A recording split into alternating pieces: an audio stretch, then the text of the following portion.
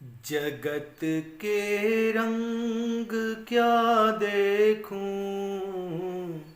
जगत के रंग क्या देखूं, तेरा दीदार काफी है।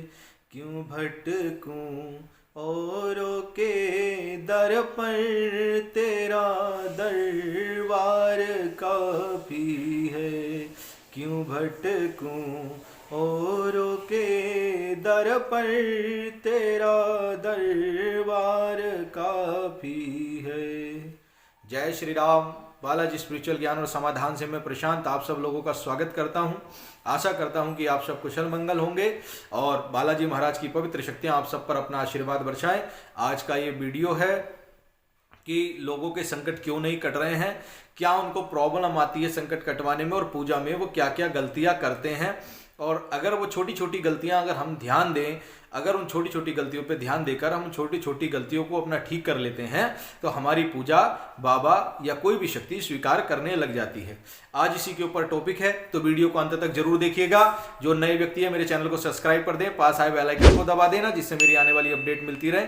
मेरे इस वीडियो को अधिक से अधिक शेयर करें, कमेंट्स करें, लाइक करें। और चलिए आज का वीडियो शुरू करते हैं।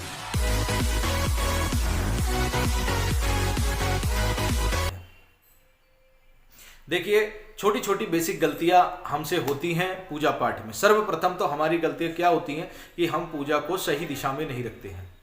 सर्वप्रथम तो पूजा करने की सही दिशा हमें नहीं पता होती, तो हम मंदिर को किसी भी स्थान पर बना देते हैं। सर्वप्रथम पूजा के लिए जो स्थान बताया गया है वो ईशान कोण बताया गया है। ईशान कोण का मतलब होता है उत्तर पूर्व की दिशा।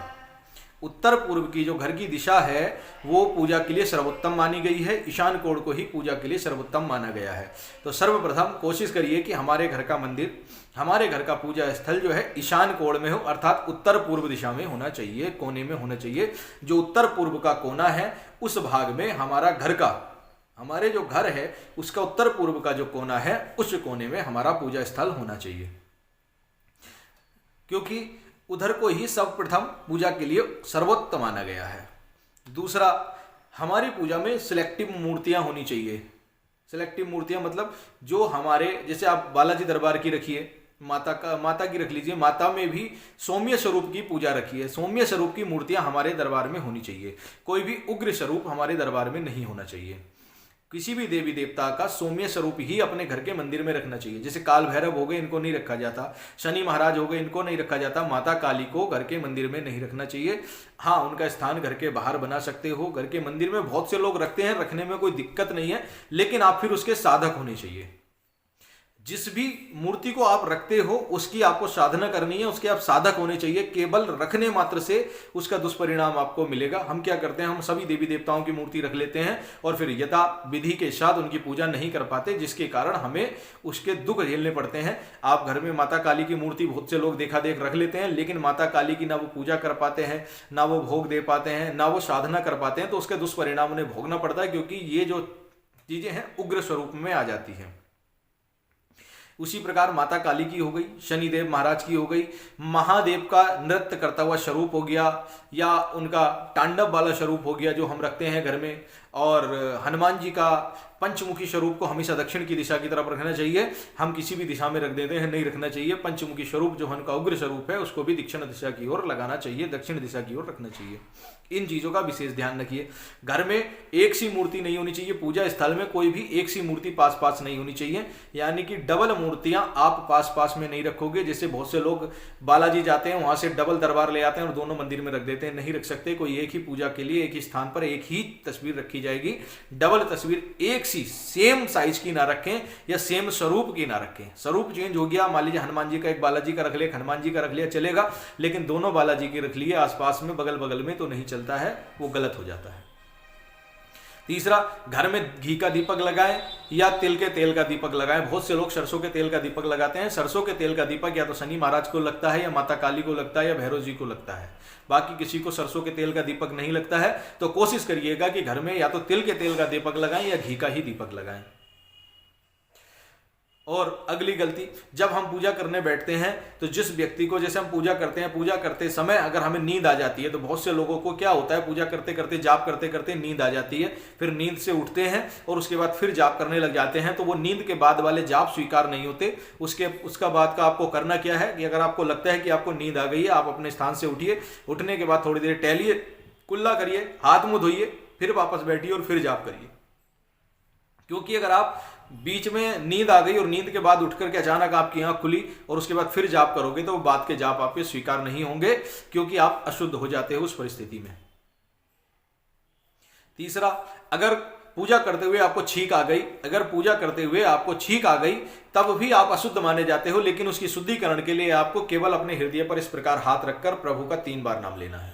अपने हृदय पे, अपने हृदय के ऊपर, अपने दिल के ऊपर हाथ रख के, राइट हैंड के हाथ को रख करके प्रभु का 3 बार नाम लेने मात्र से आपकी शुद्धि हो जाती है। उसके लिए फिर उठ के जाने की जरूरत नहीं पड़ती। यदि कभी भी छींक आए तो अपने सीने पर हाथ रखिए और प्रभु श्री राम का या किसी भी देवी देवता का 3 बार नाम लीजिए, आपका शुद्धिकरण हो जाएगा। पूजा करते समय यदि अपान वायु निकल जाती है, अपान वायु से मतलब होता है यदि जो दूषित वायु होती है अगर वो निकल जाती है बैठे बैठे, अगर किसी वजह से पेट खराब है, गैस बन रही है, पूजा करते समय आपकी अपान वायु यानी कि आपकी दूषित वायु निकल जाती है, तो उस परिस्थिति में भी अपने सीने पर हाथ रखकर प्रभु का 3 बार नाम लेने से आपका शुद्धिकरण हो जाता है। यदि आपके बात कर रहे हो, जाप करते करते मुंह में यदि आप थूक आ गया, ठीक है ना, तो उससे भी मुंह दूषित हो जाता है। आपको पूजा छोड़कर जाना चाहिए, कुल्ला करना चाहिए, कुल्ला करने के बाद फिर आकर के शुद्ध मुंह से प्रभु का नाम लेना चाहिए। ये छोटी छोटी बेसिक गलतियां होती हैं जो हम आम जीवन में करते हैं, हर व्यक्ति करता है, और क्या होता है उसकी वजह से हमारी पूजा का हमें पूर्ण फल नहीं मिल पाता है। ये छोटी छोटी गलतियों को आप सुधारिए। यदि नींद आ जाती है, थोड़ा टहलिए, उठिए, हाथ मुंह धोइए, फिर वापस बैठिए, फिर जाप करिए। यदि मुंह में कुछ थूक आ जाता है तो आप जाइए, जाने के बाद मुंह को शुद्ध करिए, कुल्ला करने के बाद बैठिए, ठीक है। और अगर किसी प्रकार से अपान वायु निकल जाती है या छींक आ जाती है, तो आप जो है अपने हृदय पर हाथ रखकर प्रभु का 3 बार नाम लीजिए, उससे भी आपका शुद्धिकरण हो जाता है। और उम्मीद करता हूं कि जो छोटी सी जानकारी मैंने दी है, बहुत से लोग एक गलती और करते हैं। वो गलती क्या करते हैं कि जाप करते समय माला को सही से नहीं घुमाते। माला को जपने का तरीका देख लीजिए, कभी भी जो माला का जो सुमेरु है उसे पार नहीं किया जाता है। माला को घुमाने का भी एक तरीका होता है, अगली बार उस पर वीडियो बनाऊंगा कि माला का जाप आप किस प्रकार कर सकते हैं। और अभी तो छोटी छोटी गलतियां बता रहा हूं, तो उस पर ध्यान दीजिएगा।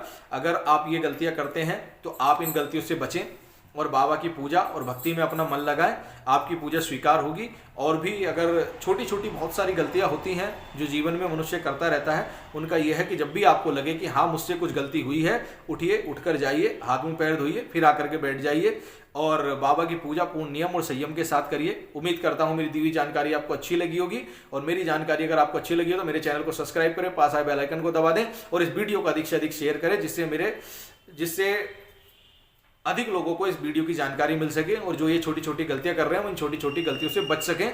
जय श्री राम, जय श्री बालाजी महाराज, जय जय महाकाल।